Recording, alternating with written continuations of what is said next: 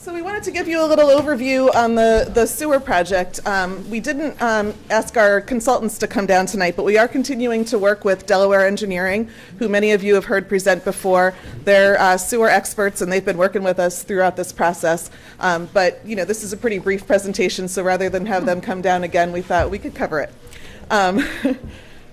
So just to review, Downtown Initiative. Everything you heard tonight that Bonnie spoke about, all the vision that people have for what types of buildings and shops and restaurants and such that you'd like to see in the downtown, that will all be a lot easier to accomplish if we have a sewer system. Just for the simple reason that if each property has to have its own septic system, you can't really have things built up close to each other because a lot of the land is dedicated to septic systems. So that's why the sewer is really an important piece of this puzzle, and it's something that Hyde Park has been trying to achieve for decades, and I really think we're very close right now, and I'm hoping that it goes forward. So the sewer that we're looking at, this isn't an exact map. There is an exact map out in the lobby if you want to look at it parcel by parcel, but just generally it covers the Route 9 corridor from approximately Quality Inn up to just north of the Market Street crossroad. Again, why do we need a sewer? First of all, to support water-intensive businesses like restaurants and hotels, and also multifamily housing like apartments and condos. All of those things are hard to do when you need a big septic system to support them. It allows each property to be put to a higher use if the land doesn't have to be reserved for septic systems. And it'll support the dense redevelopment that creates the vibrant downtown that we have been talking about for a while now. Really, right now, a lot of properties are being held back by that lack of sewer. The Dodge dealership people have inquired about it, and when they find out that they would have to put in a whole septic system, they're just not interested. Other properties are limited as to what they can do or how they can use their land because of not having a big enough septic system. And if we did have a sewer, then when someone wants to come in and develop, they just have to hook up. They wouldn't have to go to the health department and go through that whole process. Yes. So actually today I met with one of the major property owners in this vicinity, and the first 20 minutes of our discussion, and Pete was there too, I would say was really dedicated to the difficulties that he faces getting his properties approved. Going through the Department of Health process is onerous, and the standards have increased, requiring a lot more land that was than did prior when they were actually being used. He also talked about the reality that if a property has been vacant for a year or more, that they have to go through a very lengthy process, and consequently, a lot of the buildings can't be reused at all. So I think when you look at properties like the Malcarney building, that was the former Row building, that once housed a number of doctors' offices and various other entities, they can no longer use that because they need to be able to expand their septic by 50%. So consequently, it is a way to address the empty building problem that we have here, and it really does get to the central to the core reason why these properties are empty, because it's actually illogical. Of course, all the property owners, they don't want to have to pay taxes and upkeep and yet still not have tenants. So it's a disconnect, and we are getting to the heart of it by providing this central sewer district. That's the goal. So as Emily said too, and Bonnie, our code, it's not really just designed purely for commercial because we do need that flexibility based on this changing retail environment. And so the property owners, business people that we met with this morning, they really provided an interesting fact, which is they 6 years ago had 600 restaurants in various malls, and next year they plan to have none. So that's really, the malls are dying. That's very clear. So we have to have different uses and expanded uses that will still require the services of a centralized sewer district, but it's not going to be the same that it was in the 1950s or 60s. So, the sewer is going to, in addition to allowing those retail uses, allow for the dense housing options that the smaller families are looking for. I mean, we recognize that demographic change as well, that it's a smaller family size, less children, an aging population. We're all looking for smaller units that possibly we don't have to mow the lawns or do those things for. So this really does kind of facilitate that. And also, you really do need people to go to your restaurants, to go to your commercial establishments, and that this also addresses that. So our progress so far, about a year ago, we finished up the process with Delaware Engineering, doing the engineering report for the town center, which included the visioning sessions and the planning and zoning recommendations and the sewer plan. And all of those things were done in concert, which allowed us then to develop more detail on the sewer plan based on knowing what kind of build out might happen in the town center. So what we've done from there is kind of address a lot of what I'll call the whatabouts. You know, what about this? What about that? Why haven't we thought about this? And we've kind of gone down a lot of roads and made sure that they weren't the right one and that we're on the right track. And we're really confident that we are on the right track. We thought about, you know, Bellafield is developing now. Would it make more sense to join the two together? And we actually studied that and we looked at it, and it doesn't make sense to do that. It wouldn't be more cost effective for either party. We looked at this new Saki facility that's coming online. What about joining up with them? Again, it didn't make sense. So, you know, I think through the last few months, we've really honed this and feel confident in the system that we're proposing here. And just to interrupt, we also looked at another what about is what if we include all the residential development, and would that bring the cost down? And it was surprising that it actually didn't. So as well as that we have very good circumstances on the west side of 9 for septic systems. So that's working fine for the majority of the properties. So again, that was another trail that we followed down and explored till its conclusion. And we keep coming back to this core area, which is what people have really decided before us as well. I mean, I see Bob Linville's here. You know, I know you worked on it in a very dedicated way. And again, I think it was pretty much the same focused area. And then there are other factors that influence the cost, which is, one is the National Park Service. The federal properties don't contribute to any taxes they're prohibited from. So for all these reasons, we keep coming back to this boundary that we've established. The town has selected a treatment plant location. We've finalized the district boundaries. We've projected costs for individual property owners, which we're fine-tuning right now. We've hosted 3 stakeholder meetings, invited everyone. There are about 110 parcels that would be in the district, invited them all to come in. And Aileen and Pete have spent a lot of time talking with individual property owners, a tremendous amount of time, you know, just really making sure everyone understands. And Yeah, I mean, that's a very, very important part of this process is the public education and really getting feedback and talking with individuals. And I see one nice gentleman is here and had a very positive conversation with him. And it's really interesting to me how you know, people that have properties in other locations it's so clear to them the value of the sewer that because in fact the gentleman I spoke with today said he really didn't understand the implications of buying a property in Hyde Park without having sewer.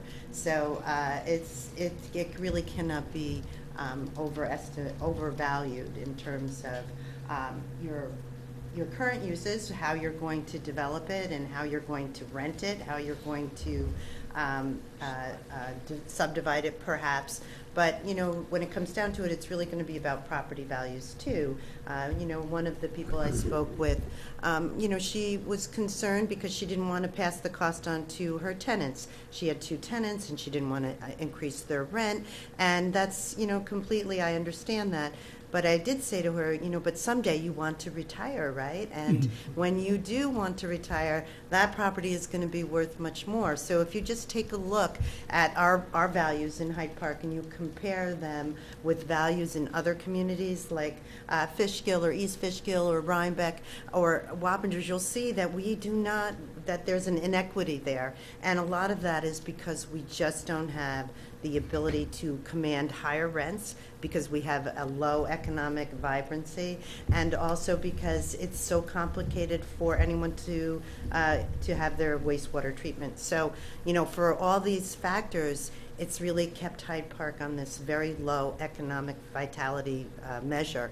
And one of the things that I think that was very interesting that our consultant brought out is that we used the current water usage to establish the O&M costs, the costs for the operation and maintenance of the system, and she was really stunned about the low water usage that we have in Hyde Park.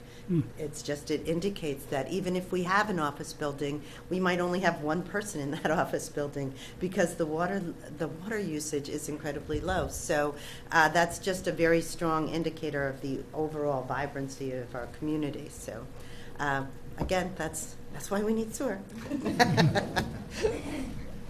So just a little on the treatment plant. The location that we're looking at, and it really seems like we looked at a number of locations. This one seems ideal in a lot of ways. It's the very north edge of the Pinewoods Park. When you come into Pinewoods, you come in at the south end, and that's where the playground and the field and a lot of the facilities are. But the park actually goes all the way up to Market Street.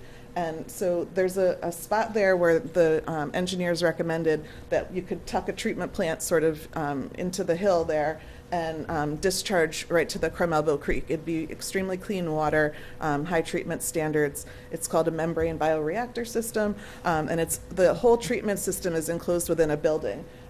These pictures on the left are some buildings that Delaware Engineering has built to house treatment plants in other locations. So, you know, they're enclosed, they're quiet, they don't smell. It's modern, and it seems like a great location that the town already owns.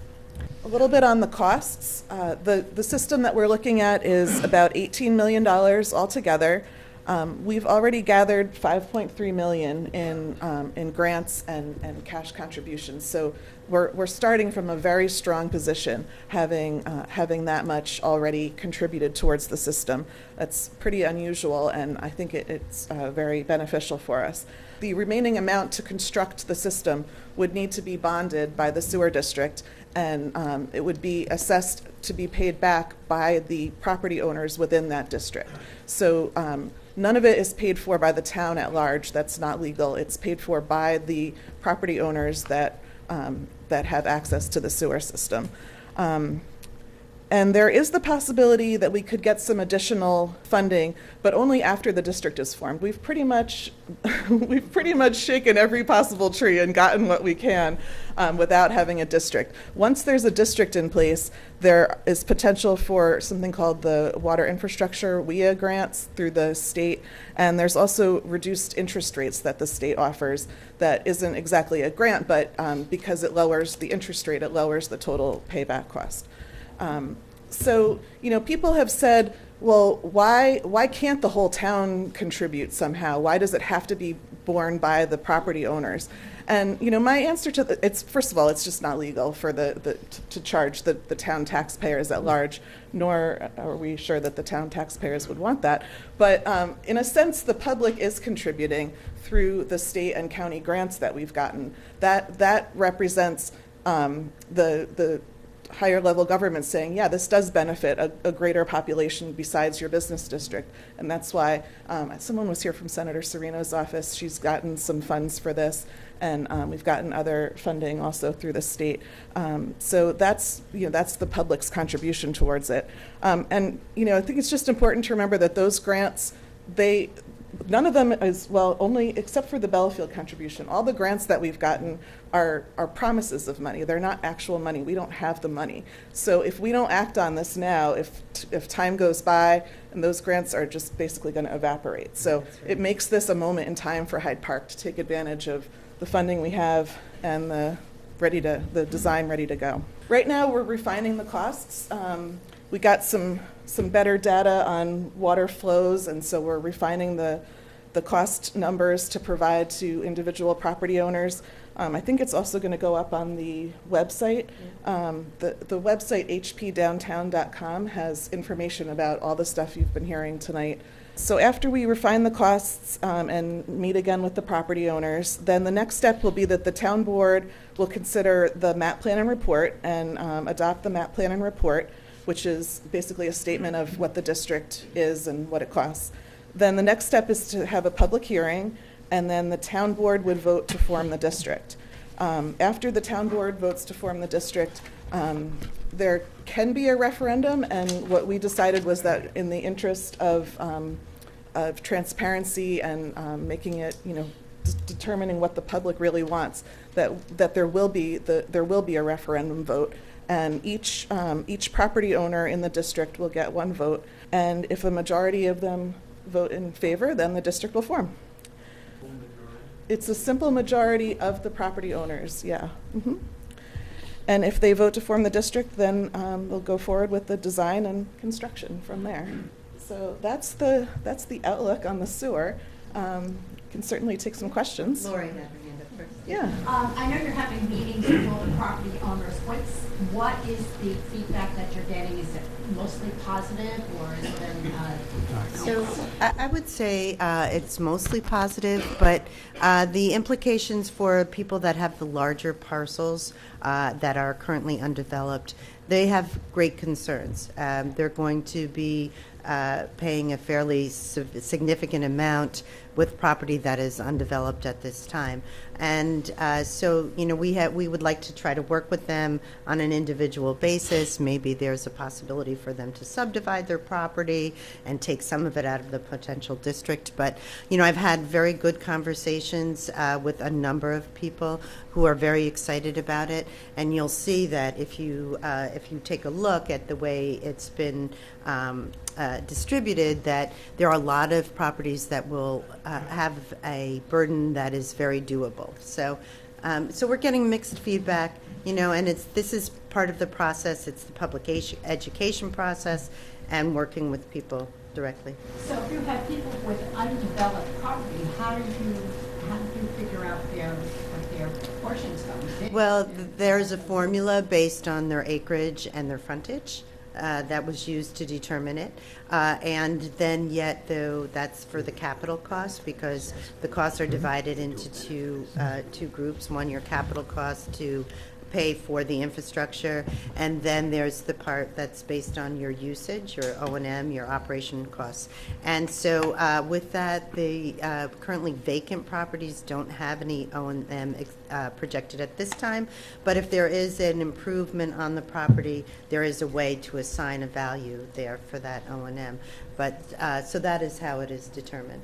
Yeah, the benefit to assigning the capital cost based on the parcel and not based on what's built on it is that if you decide to invest and build more on the parcel, then you're getting all the benefit and not having to pay any more for the sewer. So the idea is that it's an incentive for people to make the most use of their parcels. And we're using a formula that our comptroller was a comptroller in Carmel for 30 years, and he used that to develop a number of sewer districts, actually, and so they have found this to be very fair and equitable, and so that's why we're using this particular formula.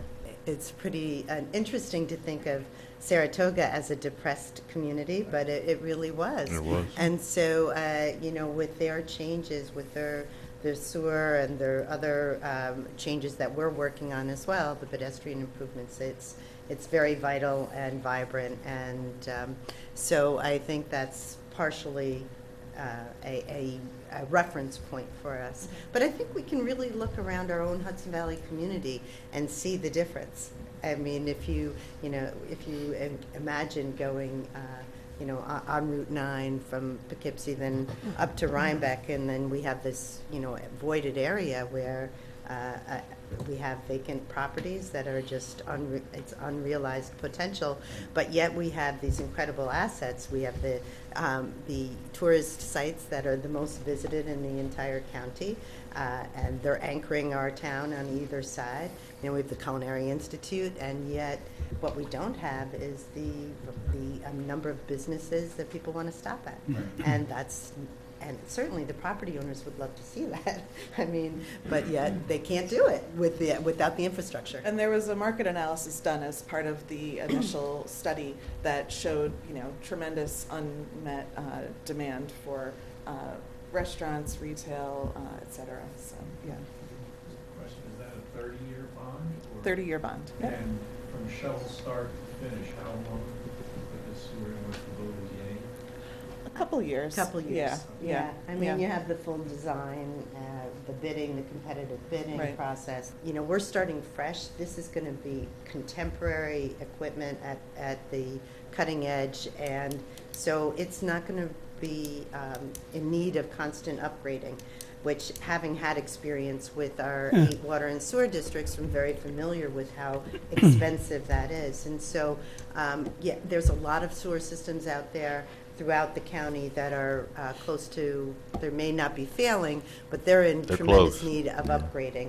And we won't need to do that here because it's going to be cutting edge, brand new equipment. Yep, we're paying a lot up front, but what happened in some districts in particular, the operation and maintenance costs became very high for those districts because there was constant repairs needed. And this is going to be very predictable. The capital costs are going to be very predictable as the operation and maintenance, because it's new equipment, and it will be, we'll be able to project what those exact costs will be. But Rhinebeck, it's kind of funny for Hyde Park, we all love to go to Rhinebeck, and people always say, oh, you want to be Rhinebeck. Well, we actually don't. We just want to be Hyde Park, the best Hyde Park we can be. But I think we all agree we'd like to have a few more restaurants and cafes, and definitely to get rid of the empty buildings. That's what it's about. Supervisor in the back there. Yes, sir. Yes, I was just wondering if there was a way for people that don't live inside of the district to possibly run support. Just like on voluntary basis, Can I answer that for you, Supervisor? Sure. Go to every business and say, I live in the town, I want to support any business that comes in here, please get the sewer. They need to hear that, and they need to understand that the town needs and deserves and wants more. And with sewer, they can have higher density, and then they can get more restaurants, they can have more wet uses. So the more the business owners hear from the townspeople, I think the better it is. I mean, they hear from the supervisor, every town council here, we're beating a drum saying, listen, this is what we need, and we've had numerous amount of meetings here, and everything that you heard about the zoning tonight, about what the townspeople want, is what you guys said that you want. So the business owners or the property owners need to know that, hey guys, we really want this, and we'll support you. Also, coming to our meetings and letting us know that you support it and you appreciate it, I think that's great. I think that one of the things that we've always focused on is this common ground, and we all agree we need a better commercial district, and this is how to get it. It's pretty clear. And if I can just add one more, it's not just businesses. If you belong to any church that's along Route 9, tell the deacon or the pastor or the board members that you're for it, because they get a vote as well. Again, next steps will be continuing to meet with the property owners. We'll be having more public meetings with the property owners, and people can keep up with what is going on through our town board meetings. We'll be having lots of resolutions going forward that they can make comments on and support us and the projects that way. So I want to thank everyone for coming, and stick around for some really interesting resolutions.